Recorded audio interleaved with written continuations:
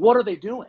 It doesn't make any sense to any of us in the business. I'm not in the business, and I'm a dumbass, and it doesn't make sense to me. So they're easy extensions to do. Also, like, yeah, the point of we don't want to pay every player at the top of their position. We're not talking about that. Like, we're talking about 4. Right. 4 right now. That's it. 4 guys. That's it. And even then, it's been proven that as soon as you lock them in, let's go back to Josh Allen's contract before his extension, Patrick Mahomes' contract before his extension. Like, the market continues to climb. It continues to go up. Guys are going to jump them. I don't know. Like, it's frustrating. It's frustrating as a fan. It's frustrating as an agent. And as a sports law professor, I sit there and analyze the cap structures and all this stuff in the CBA. And says, like, what are they doing? They can make it work in every sense. They don't want void years. Okay, that's fine. You can still structure it to where you can either, dump kind of cap into the back end and make the salary structure, the base salary, higher on the back end. And if they're not paying up to performance, don't have the guaranteed monies in the last year, dump them. I hate saying that as an agent because I don't want any player to get dumped. But as a fan, as put a different hat on as a sports law professor, that's what you do. Like, it's business, right? That's the business in the NFL. It happens every year.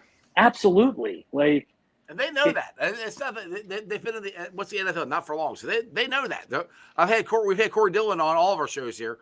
Trust me, he's told us a lot of stuff. So yeah, we understand, and the players understand that. So that's what this whole thing, like the whole thing with waiting on these contracts because they didn't want to pay the money they could have paid them last year. All it did was cost them more money, and it's just like. If you see it, and all 4 of us see it, and half the Bengals nation sees it, why the hell don't the Bengals see it? I don't know. They don't want to see it. It costs them more money, Santori. They don't want to spend the cash. But it costs them more cash. That's the thing. It costs them more cash on a year-to-year basis, but they're going to get a shared revenue check every single year. Right. Upwards of $300 million. I mean, it's insane. And you can spread it out over the years. That's what here's the thing. The more cash that they spend now, the less that they have to potentially put into any kind of investments. I'm not saying they're putting everything in the S&P 500. But if they're yielding a return that's more money than they really want to spend, you wonder how Mike Brown keeps gaining all this money and ends up on the Forbes list. Well, he's not cutting the cash. And the only time he had to cut the cash, he had to sell the naming rights to half the city to get Joe Burrow done because he didn't want to cut it out of his own pocket. You talk about all these contracts and the guaranteed money. The guaranteed money has to be cut in cash.